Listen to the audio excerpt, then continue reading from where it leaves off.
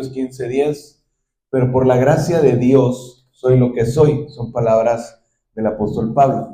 Y su gracia no ha sido en vano para conmigo. Antes he trabajado más que todos ellos, pero no yo, sino la gracia de Dios conmigo. Dice la palabra, por la gracia de Dios soy lo que soy, y su gracia no ha sido en vano para conmigo. Antes he trabajado más que todos ellos, pero no yo, sino la gracia de Dios conmigo. Vamos a orar, si nos ponemos de pie para hacer una oración.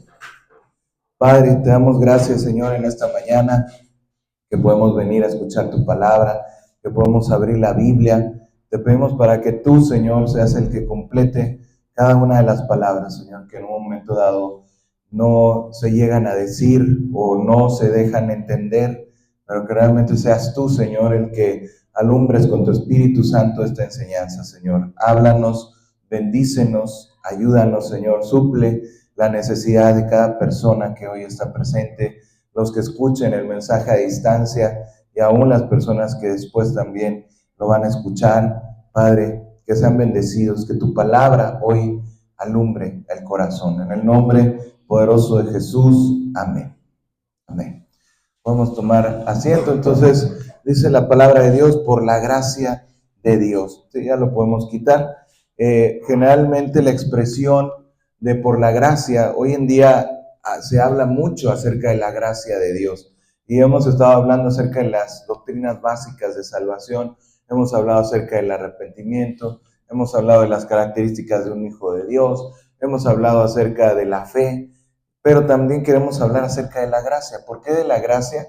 Porque la gracia es una parte también fundamental, o sea, básica, que necesitamos todos realmente tener muy en claro qué es la gracia de Dios. Hoy en día se habla mucho, como te digo, de que la gente dice por la gracia de Dios, ¿sí? O sea, tú le dices, ¿cómo estás? Bien, gracias a Dios, ¿verdad? Inclusive, por la gracia de Dios aquí estamos, ¿sí? O lo que sea. Entonces realmente a veces tiene muchos significados, o sea, no es algo muy claro cuando una persona nos dice por la gracia de Dios, o cuando decimos, no, es que Pablo dijo, por la gracia de Dios soy lo que soy. Ok, sí, pero entonces, ¿a qué te refieres, verdad? O sea, vamos a ir entendiendo a qué se refiere Pablo, a qué se refiere la Biblia, aunque muchas veces el día de hoy la gente entiende, o las iglesias de muchas denominaciones han encontrado este gran mal, por decirlo así, porque realmente es un mal, que la gente hoy en día cree que somos pecadores. O sea, empezamos ahora sí que en el principio de a predicar el evangelio, partimos sí de que todos somos pecadores, o sea, por cuanto todos pecaron están destituidos de la gloria de Dios, pero pareciera que la gente se queda ahí, pasmada, o sea, como diciendo, bueno, soy pecador, siempre seré pecador, y si creo que Jesús murió por mí, y me arrepiento en el sentido de que me siento mal de lo que he hecho, de lo que he pasado en la vida, me siento mal, pido perdón, tengo fe en Jesús, entonces obtengo la gloria del cielo por medio de la gracia cuando yo muera. Ese es el entendimiento general, que la gracia de Dios es, digamos, esa gracia salvadora, ese don inmerecido que me da la salvación a pesar de lo que soy yo, ¿sí? Por ahí hay una canción que dice tal como soy, Señor, ¿no? Y la gente canta tal como soy, Señor, sin nada que ofrecer más que el corazón, ¿sí? Me rindo ante ti, tómame, Señor, tal como soy. O sea, y la gente dice, bueno, pues tal como soy, enojón, pecador, mentiroso, fumador, o sea, lo que sea, ¿verdad? Tal como soy, Señor, acéptame, ¿no? Acéptame como ofrenda de amor, etcétera. Todo lo que dice esa canción.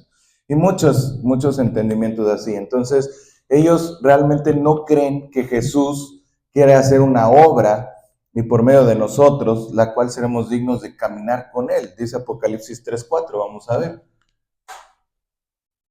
Dice, pero tienes unas pocas personas en Sardis que no han manchado sus vestiduras y andarán conmigo, ¿cómo? En vestiduras blancas, porque son dignas. Aquí es importante hacer notar que en la Biblia, cuando nos habla de vestiduras, nos está hablando acerca de ¿qué? La vestidura, ¿qué significa? Para los que estudian un poquito la Biblia, ¿qué significa una vestidura para la Biblia? Tu comportamiento, Exactamente, o sea, cuando la Biblia habla de vestidura, si te dice vestidura manchada, pues quiere decir que tienes algo en tu vida, o sea, detalles o cosas, las cuales están manchando tu personalidad. O sea, es como cuando nosotros nos presentamos, ¿no? Delante de una persona, yo me presento aquí y si yo trajera aquí una mancha de mole, pues tú dirías, ay, el pastor está manchado, ¿verdad? O sea, pues no viene propiamente. Entonces, aquí cuando decimos de que la palabra de Dios dice, tú tienes unas pocas personas en Sardis que no han manchado sus vestiduras, andarán conmigo en vestiduras blancas. ¿Por qué? Porque son dignas. ¿Sí? Entonces, aquí realmente podemos entender o podemos nosotros darnos cuenta que Dios realmente nos puede hacer caminar. Hay muchos textos también, nos habla la palabra en Judas, un texto, digamos, un libro anterior al Apocalipsis, nos dice que Él es poderoso para guardarnos sin mancha y sin caída, ¿no? Entonces, la gente piensa que si fuera así, entonces no sería gracia, ¿no? O sea, es como decir, no, pues es que la gracia nos salva así, pecadores como somos. O sea, hoy en día hay iglesias que inclusive se llaman la gracia, gracia de esto, gracia del otro, gracia aquí, gracia allá. Bueno, pero ¿dónde está la gracia si la gracia no te cambia? O sea, ¿cuál es la diferencia entre la gracia y la no gracia? La fe y mentalidad de que Dios me salva siendo yo pecador, continuando en mi pecado, es una mentalidad completamente falsa que tenemos que erradicar, tenemos que realmente entender, y esta iglesia en su declaración de fe, creemos en la santidad, creemos en la vida sin pecado, ¿sí? Que es algo que a mucha gente inclusive les llega a ofender, a decir, no, ¿cómo es posible? Tú dices que eres santo, ¿a poco no te equivocas? ¿A poco no haces pecado? ¿Sí? Ahorita vamos a hablar un poquito más de la gracia. Nadie llega a una vida en victoria, sino por la gracia de Dios, porque esta gracia nos disciplina a vivir sobria, justa y piadosamente en este siglo. Tito, capítulo 2, verso 11 y 12. Dice, porque la gracia de Dios se ha manifestado para salvación a todos los hombres, enseñándonos, o sea, fíjate, ponme el 11, dice, la gracia de Dios se ha manifestado para salvación a todos los hombres. O sea, de qué nos viene hablando? De la gracia, ¿verdad? De la gracia que salva. Dice, la gracia de Dios se ha manifestado para salvación a todos los hombres. Ya dijimos que los hombres es el género humano, ¿verdad? Así lo maneja la Biblia en este contexto. Vamos al que sigue. Nos viene hablando acerca de qué? De la gracia, ¿verdad? La gracia enseñándonos que renunciando a la impiedad y a los deseos mundanos, vivamos en este siglo sobria, justa y qué? Y piadosamente. O sea, ¿qué es lo que nos enseña a vivir así? La gracia que salva. ¿Sí? O sea, la gracia nos enseña que hay que renunciar a la impiedad es la vida de pecado, deseos mundanos, y vivir en este siglo sobria, justa y piadosamente. Sobria, justa y piadosamente significa santidad. ¿Ya? O sea, la gracia me enseña a vivir en santidad. ¿Sí? Entonces, realmente nosotros, la persona que llega a esta vida, solo la alcanza por medio de la gracia de Dios, no con su propia fuerza. ¿Sí? Él puede decir realmente todo es por la gracia de Dios. Para otros la gracia de Dios es en vano. Por eso dice Pablo, la gracia de Dios no ha sido en vano. ¿Cómo podría ser en vano cuando yo tengo o sea, yo pienso, Dios me va a ayudar, pero yo también tengo que hacer lo que ya a mí me corresponde? Esa parte donde también te confundes y dices, no, es que yo tengo que poner mi parte. ¿Sí? O sea, Dios me ayuda, pero yo tengo que poner mi parte. No. O sea, también quisiera que eso quedara bien claro. No es tu parte. Tú no metas tu parte. Tú no metas tu cuchara en esto. Si estamos haciendo si estamos cocinando algo, y aquí el chef no me va a dejar mentir, si estás cocinando algo y te meten la mano en tu cocina, ya no sale igual, ¿verdad? Ya no queda igual el platillo. ¿Por qué? Porque se metieron. Entonces así es Dios. Dios quiere que tú dejes que Él tome el mando en tu vida, que Él se dé su gracia y entonces pueda ser perfecto y santo como Él es perfecto y santo. ¿Sí? La persona entonces dice, todo es la gracia de Dios porque la gracia de Dios no es en vano. Te voy a poner un ejemplo muy simple. Cuando Abraham y Sara recibieron a Isaac, ellos claramente podían decir que era solo por la gracia de Dios, ¿sí?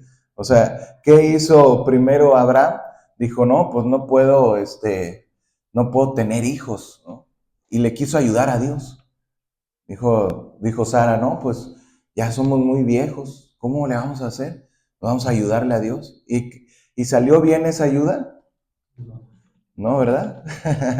Hasta el día de hoy siguen peleando las dos culturas, ¿no? O sea, ¿por qué? Por quererle ayudar a Dios. Pero cuando Dios dijo, ok, ya acabaste de quererme ayudar, ya terminaste de meter tu cuchara en esto, ahora sí yo voy a meter la mía, ahora sí yo voy a hacer mi obra en ti, ¿sí? Cuando ellos pudieron tener hijos, si hubiera sido antes del tiempo en el que Sara podía, según la costumbre de las mujeres, ser fértil, hubieran dicho, bueno, sí fue de Dios, pero también fue mío, ¿verdad? O sea, porque pues yo podía tener hijos, mira, mi vecina tiene hijos, mira, aquella tuvo hijos, mira, todas las mujeres tienen hijos a esta edad. Pero Dios dijo, no, vamos a esperarnos hasta que ya no puedas tener hijos, vamos a esperar hasta que Abraham ya no pueda tener hijos, vamos a esperar hasta que ya las posibilidades se terminen naturalmente, hasta que sea imposible para que realmente ese hijo sea mío, para que realmente ese hijo nazca por la gracia de Dios, ¿sí? O sea, ahí es donde ya podemos entrar en la gracia de Dios, ¿sí? Así es como aquellos que quieren vivir una vida en victoria sobre el pecado, en primer lugar tienen que ser quebrantados para que se vuelvan despreciables a sus propios ojos. ¿Qué significa esto?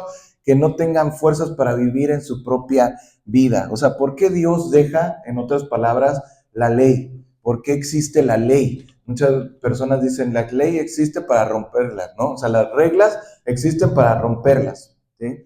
En realidad no es así, pero en cierta forma Dios te deja su ley para que tú entiendas y digas, no puedo, ¿sí? O sea, prácticamente la ley de Dios no está hecha para que el hombre la pueda cumplir, sino para que el hombre se dé cuenta de su condición, ¿sí? O sea, dice Pablo, yo no me diera cuenta de que está mal robar si no me dijera no robarás. ¿Sí? O sea, tú te das cuenta, entonces existe el robo. Entonces esto que estoy haciendo está mal. Entonces esto que digo está mal. Entonces esto que yo me comporto está mal. El enojarme está mal. El mentir está mal. El codiciar está mal. El no orar está mal. El no creer en Dios está mal. Bueno, entonces, ¿de qué se trata esto? ¿De que Dios te quiere nada más decir, no, no, no, no, no? No es así. O sea, realmente Dios lo único que quiere con toda su ley es que tú te des cuenta, estoy perdido. O sea, que caigas en la cuenta, ya me perdí. ¿Y para qué quiere que te des cuenta de que ya te perdiste? Para que digas, Señor, ayúdame, sálvame, ven conmigo, enséñame, para ver si realmente tu corazón es impulsado a la humildad y decir, Señor, necesito de ti, ¿sí? Que no tengamos la fuerza para vivir esta vida. La mayoría de las personas descubren que vencer el pecado, resistir la tentación es inútil si no han desechado su vida por completo, ¿sí? Es un periodo necesario para experimentar cuánto necesitamos la gracia de Dios para vencer el pecado, ¿sí? Si yo no experimento esta frustración de decir no puedo, no puedo, no puedo, no puedo, ¿sí? O sea, realmente en ese punto te vas a dar cuenta de que hay personas que cuando no experimentan o sea, todos cuando buscamos a Dios, en algún punto nos sentimos frustrados, porque decimos, pues no puedo, ¿sí? No puedo, o sea, quiero y no puedo. Dice Pablo, lo que hago, lo que no quiero, y lo que quiero, no lo hago, ¿sí? Y todo parece que está otra ley en mi cuerpo. Entonces, realmente, ¿qué puedo yo hacer? Ahí es cuando la gente si no pasa al siguiente nivel, si no pasa al siguiente paso, si no sube el escalón, la persona pierde el ánimo y se da por vencida. Muchas personas, ¿cuántas personas hemos visto en el mundo que pasaron por una iglesia cristiana? Artistas, cantantes, no sé, personas, actores, políticos, de todo tipo de personas. Y a veces, desgraciadamente, ahora sí valga la palabra, desgraciadamente son las personas peores. O sea, son los peores que hoy en día son del mundo. Y tú dices, ¿cómo es posible que esta persona haya vivido en una escuelita cristiana? ¿Sí? O que le hayan predicado el evangelio. O que esta persona que inclusive termina alabando a Satanás, ya de repente dices, oye, pero hace unos años era o es hijo de pastor. ¿Cómo le hace? O sea, ¿por qué llegan a esos extremos de odiar tanto al cristianismo? ¿Sabes por qué? Porque precisamente llegaron al punto en el que ellos no podían cumplir con las reglas y se frustraron y se fueron. O sea, abandonaron la iglesia. ¿Por qué una persona abandona la iglesia? ¿Porque Dios es malo? ¿Porque Dios no contesta? ¿Porque Dios está muerto? No, porque te frustras de decir, no encuentro lo que estoy buscando. No puedo hacer lo que me dicen. Es imposible lo que me están diciendo que se debe de hacer. ¿Sí? Algunos otros piensan, es aburrido, no le encuentro sentido. ¿Para qué cierro los ojos y hablo con alguien que no me escucha? ¿Sí? ¿Para qué hago algo que no ni siquiera me llena el corazón? Solamente es cumplir un rito. Párate, siéntate y párate. O sea, es inútil, es vacío cuando no tiene un porqué, un contexto. ¿Sí? Abraham no perdió la fe cuando vio que por las leyes de la naturaleza era imposible para él y para Sara tener un hijo. Romanos 4:19.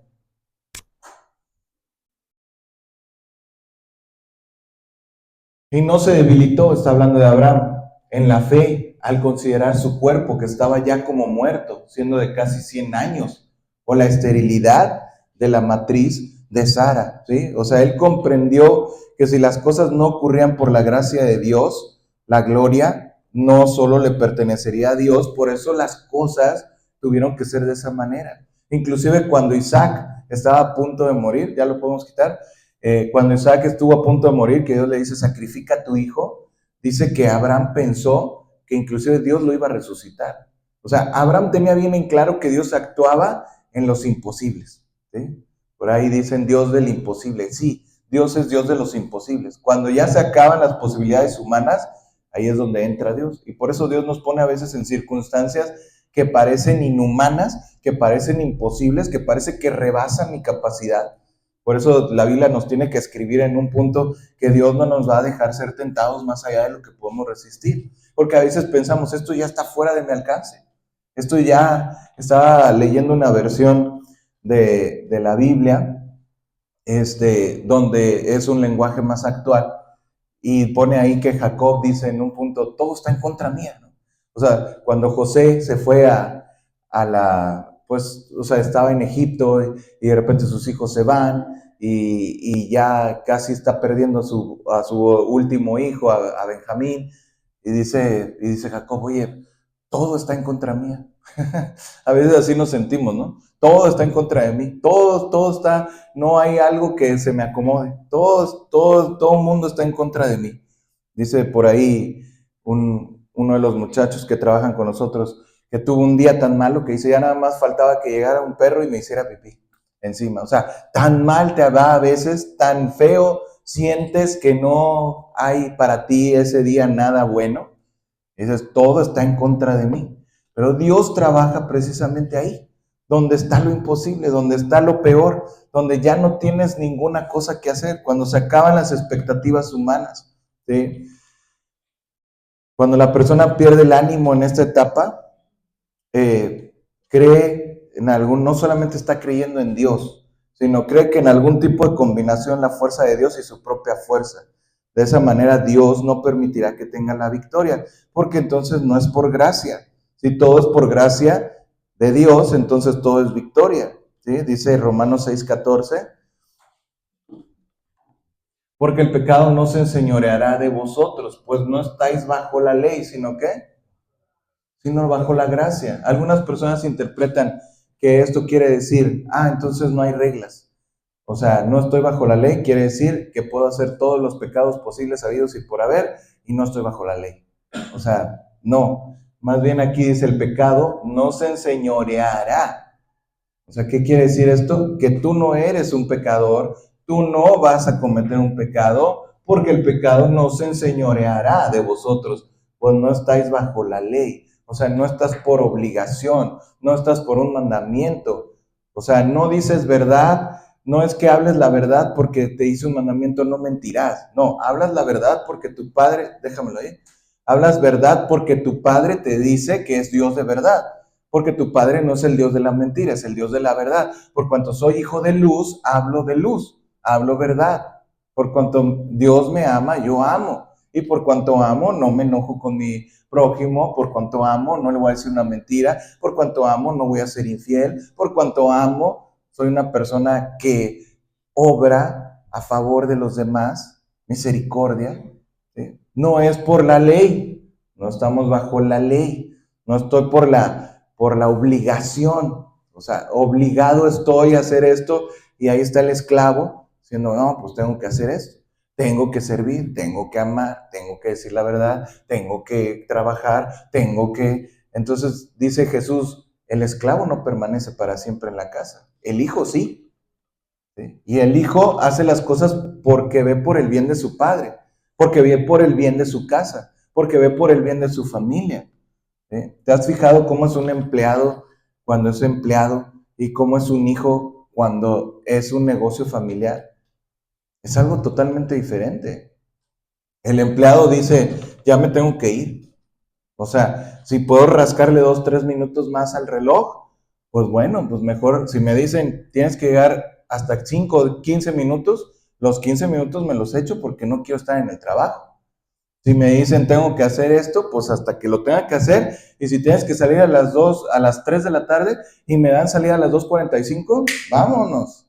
¿Sí? O sea, me voy, corro, porque no quiero estar aquí.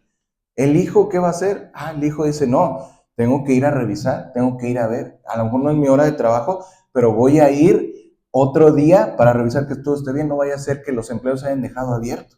No vaya a ser que esto esté desacomodado. No vaya a ser que esto falte. Voy a procurar, voy a poner esto en orden, esto falta aquí, a lo mejor una persona va a llegar y se puede caer, lo voy a limpiar. Es hijo, le importa, ¿sí? Para él se apropia de las cosas porque es de su padre. ¿Sí? ¿Qué pasa con la persona que ama a Dios? El que ama a Dios dice, esto le interesa a mi padre, esto le interesa que yo haga, le interesa que yo hable de él, voy a ir a hablar de él. Oye, pero no te van a pagar, no importa, yo voy a ir a hablar de él porque ese es el negocio de mi padre. ¿No sabes que en los negocios de mi padre tengo que estar? ¿No sabes que mi padre trabaja todos los días y yo trabajo porque él trabaja todos los días? Dijo Jesús. Que le dice, no, no sanes en el día de reposo, los asalariados. No sanes en el día de reposo, diles que vengan en los demás días. No, mi padre trabaja y hoy yo trabajo. Y esta persona que estaba ahí azotada por este mal, ¿no era lícito sanarla en el día de reposo? Claro que es lícito. ¿Por qué? Porque mi padre le interesa que la gente tenga salvación, tenga libertad. Yo tengo que trabajar, yo tengo que hacer, yo tengo que amar. ¿Por qué? Porque es mi padre, es el reino de mi padre. No oramos, venga tu reino. O sea, Señor, venga tu reino, hágase tu voluntad en la tierra como en el cielo. Entonces yo estoy preocupado porque se haga su voluntad, porque es mi padre. Pero el asalariado dice, no, mejor hoy no oro, mejor hoy no voy, mejor hoy no hago, mejor, a lo mejor no se va a enojar, pues es una mentirita piadosa. ¿Sí? O sea, volvemos a esa parte donde no estamos viendo realmente cómo es. Por eso dice, no estáis bajo la ley, sino bajo la gracia. Ya lo podemos quitar. Cuando la persona cae en pecado, es porque es fuerte en sí mismo, ¿sí? O sea, exige, insiste, tal como la persona no está bajo la gracia, sino bajo la ley. Cuando más estamos nosotros insistiendo, tengo que hacer, tengo que ser fuerte, pues más Dios va a permitir que venga tu debilidad a ser, a ser evidente para que realmente te puedas dar cuenta de cómo funcionan las cosas. En este caso, Dios tiene que quebrantarlo primero para que sea debilitado. Solo así el poder de Cristo puede habitar en él. Dice 2 Corintios 12, versos 9 y 10. Y me ha dicho, bástate mi gracia, porque mi poder se perfecciona en la debilidad. Por tanto, de buena gana, me gloriaré más bien en mis debilidades, para que repose sobre mí el poder de Cristo. Por lo cual, por amor a Cristo, me gozo en las debilidades, en afrentas, en necesidades, en persecuciones, en angustias, porque cuando soy débil, ¿qué dice? Entonces soy fuerte, ¿sí? Lo dice entonces verso 9, bástate mi gracia, mi poder se perfecciona en la debilidad. Cuando nosotros nos damos cuenta de dónde estamos parados, realmente la gracia puede ganar poder sobre nosotros. La gracia y el pecado no pueden tener poder sobre nosotros al mismo tiempo, ¿sí? O sea, si tienes, dice la palabra, que donde abundó el pecado, sobreabundó la gracia, ¿verdad? O sea, por eso Dios dice la luz y las tinieblas. Cuando viene la luz, pues se acaban las tinieblas. Entonces, la gracia es mayor que el pecado, tiene un poder mayor que el pecado. Entonces, si realmente queremos ser hijos de gracia, tenemos que ser como dice Pablo, cuando soy débil, entonces soy fuerte. O sea, si reconozco mi debilidad, si me presento ante Dios como esa persona que no puede, que no tiene capacidad de obedecer, que no tiene capacidad de ser santo, que no tiene capacidad de ser hijo de Dios, pero soy engendrado por gracia. Pero soy hijo de Dios porque me amó Jesús, porque murió por mí, porque Él me adopta, porque Él me redime, ¿sí? Cuando soy débil, entonces soy fuerte. La gracia de Dios puede ganar sobre nosotros. La gracia y el pecado no pueden tener el mismo poder. La gracia es más fuerte. Pablo había sido totalmente quebrantado, por eso el poder de Cristo podía habitar en él. Y Cristo podía recibir toda la gloria por lo que hizo. Pablo supo que había trabajado más que todos los demás, pero había sido por la gracia de Dios. Vamos a 1 Corintios 15:10 nuevamente. Dice, por la gracia de Dios soy lo que soy. Por eso dice él, por la gracia de Dios soy lo que soy. Y su gracia no ha sido en vano para conmigo. Antes he trabajado más que todos ellos, pero no yo, sino la gracia de Dios conmigo. Tenemos que entender que aquí en este texto, cuando Pablo está diciendo, no está alardeando, sino realmente Pablo se dice que él evangelizó todo el mundo conocido. O sea, Pablo tenía en su cabeza el poder ir a levantar iglesias, era un evangelista y un sembrador de iglesias y un apóstol que no solamente evangelizaba, sembraba iglesias, estaba edificando, mandaba cartas, establecía ancianos, etcétera. O sea, y tuvo un ministerio como ningún otro. Y realmente él, su objetivo era que hubiera la palabra de Dios, que se estableciera una iglesia, un cuerpo de Cristo en todo el mundo.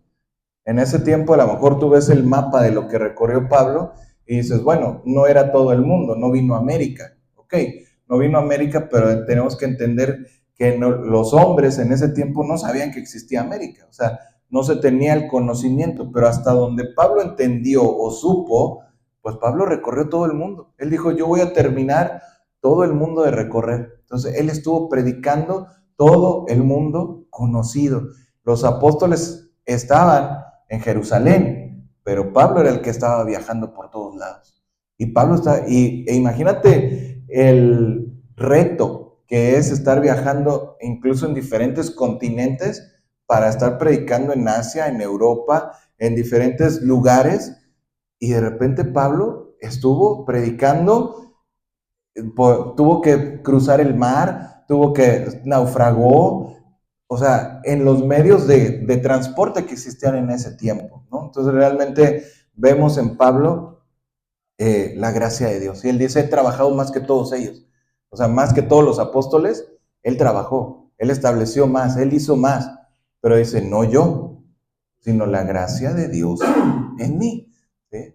Cuando nosotros nos sabemos, nos podemos apoyar en la gracia de Dios, en ese momento podemos decir, realmente, Dios, haz lo que quieras conmigo. ¿Sí? O sea, Dios, tú puedes hacer cosas inimaginables conmigo. ¿Sí? Cuando Pablo peleó la buena batalla, acabó la carrera, guardó la fe, estaba esperando la corona de justicia.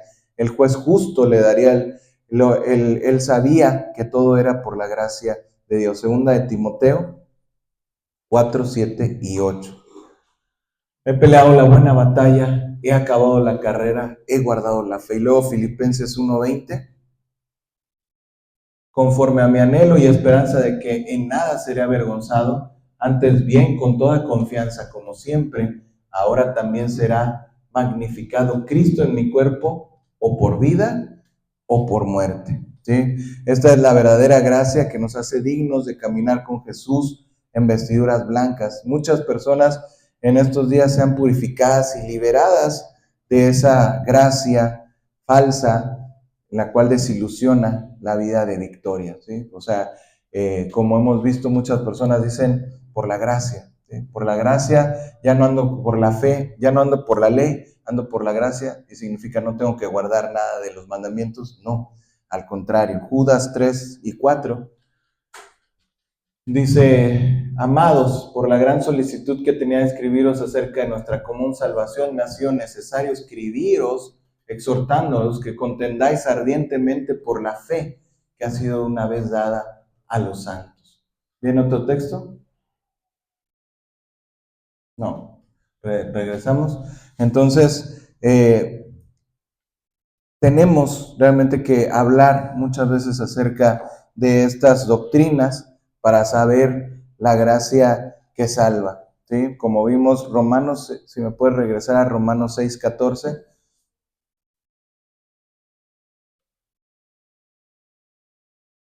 Dice la palabra, no se enseñoreará de vosotros, no estáis bajo la ley, sino bajo la gracia. Ahí lo dejamos un momentito.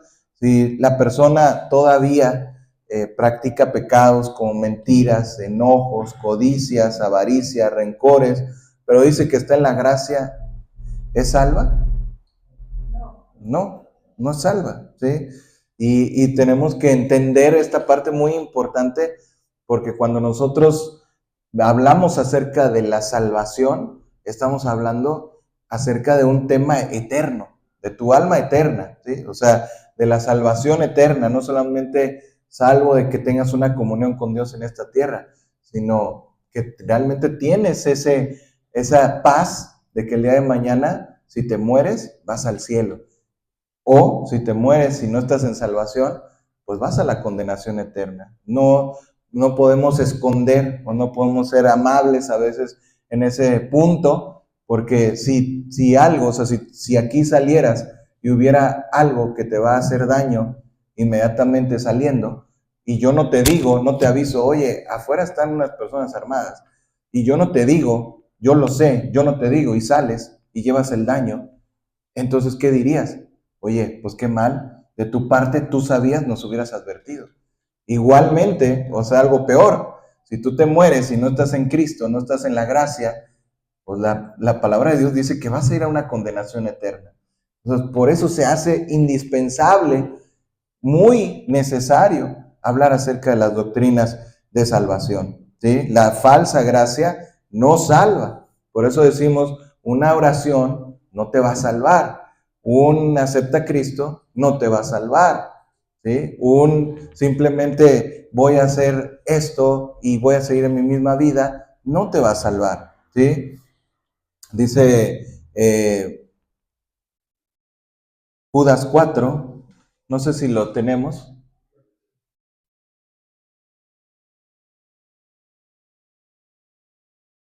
Es que es un solo, pero está bien, o sea, ahí nos dice la palabra que muchas personas convierten en libertinaje la gracia, ¿sí? Romanos 6:15. No, perdón, 6, 1 y 2. Romanos 6, 1 y 2. Dice, ¿qué pues diremos? ¿Perseveraremos en el pecado para que la gracia abunde? La misma pregunta se hace Pablo, ¿no? En ninguna manera, porque los que hemos muerto al pecado, ¿cómo viviremos aún en él? ¿Sí? O sea, cuando hablamos acerca del bautismo, una persona se bautiza haciendo esa misma idea, ¿no? De poder morir y resucitar. Pero cuando tú te conviertes a Cristo, cuando tú te arrepientes y realmente crees en Jesús y vas con Dios y entregas tu vida, pues ahí realmente estás muriendo al mundo. O sea, te estás separándote de tu vida del mundo. Si hablamos de que el arrepentimiento es dejar todo atrás. Entonces, si ya dejé yo todo atrás, entonces muero a esas cosas, renuncio al mundo. Y dice, en ninguna manera. ¿Cómo? Dice, los que hemos muerto al mundo, ¿cómo viviremos aún en él? O sea, no se puede. Tenemos que entender esa parte muy, muy importante para no terminar a veces tropezando, como decimos, porque finalmente lo que te digo, no, lo que predicamos el día de hoy, no es de parte mía, sino es de parte de Dios. Y muchas veces las personas se sienten frustradas. ¿Por qué nunca pude vencer este pecado? ¿Por qué nunca pude cambiar? La iglesia no sirve, Dios no es efectivo, Dios no tiene poder. ¿Por qué existe esto? ¿Por qué lo otro? Le empiezan a echar la culpa a muchas cosas o a Dios. No es por eso, sino es la gracia de Dios. Para tener la gracia de Dios tienes que dejar todo en el altar. ¿Sí? O sea, yo te dejo todo en tus manos y entonces tú, ahora sí, toma mi vida en tus manos y haz conmigo lo que tú quieras. ¿Sí? Entonces, en ese punto podemos nosotros tener la gracia divina. Amén. Vamos a orar, vamos a ponernos de pie para terminar con la enseñanza de esta mañana. Dice Pablo, no soy yo, sino la gracia de Dios en mí. No sé si podemos poner ese texto nuevamente, el primer texto, 1 Corintios 15.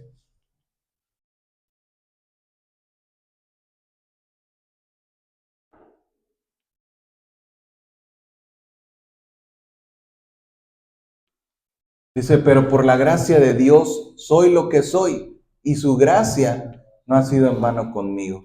Antes he trabajado más que todos ellos, pero no yo, sino la gracia de Dios conmigo. Que eso pueda ser una realidad para nosotros en nuestra propia vida. ¿Sí? Si hay hoy, el día de hoy, te encuentras todavía atado, atada a un pecado, a una situación, a un rencor, un problema, déjalo en la gracia de Cristo, que podamos descansar en esa gracia divina. A veces no es tan fácil como se oye, porque queremos poner nuestra intención, queremos hacer algo para ayudar a que Dios haga. Acuérdate de Abraham, acuérdate de Sara. Cuando quisieron ayudarle a Dios, solamente lo echaron a perder. No queramos ayudarle en esa obra que solo le corresponde a la gracia de Cristo, solo le corresponde a la muerte de Cristo. Murió, el Dios del cielo murió por ti, para que tú tengas el poder para vivir en santidad. Si tú lo quieres sustituir, solamente lo vas a arruinar. Solo por la gracia de Dios soy lo que soy, dice la palabra. Padre, te damos gracias, Señor, en esta mañana, porque podemos escuchar tu palabra, Señor. Queremos ser recipientes de esa gracia divina, Señor. Te damos gracias porque tú moriste por nosotros, porque viniste a este mundo maldito, podrido, lleno de pecado, y tú caminaste entre nosotros para enseñarnos a vivir, para enseñarnos a caminar, para enseñarnos que sí se puede hacer una vida recta, una vida santa, justa, piadosa. Queremos vivir como tú, Señor, pero no queremos vivir con nuestra fuerza. No queremos esforzarnos nosotros. Queremos ser esos receptores divinos de la gracia, que la gracia divina pueda estar en nuestro corazón y entonces reflejar tu amor a las personas.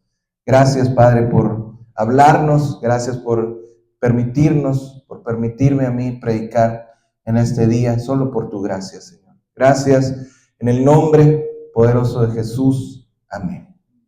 Amén. Podemos tomar nuestro asiento, pues vamos a terminar la transmisión. Que Dios les bendiga y nos estaremos nuevamente transmitiendo la próxima semana.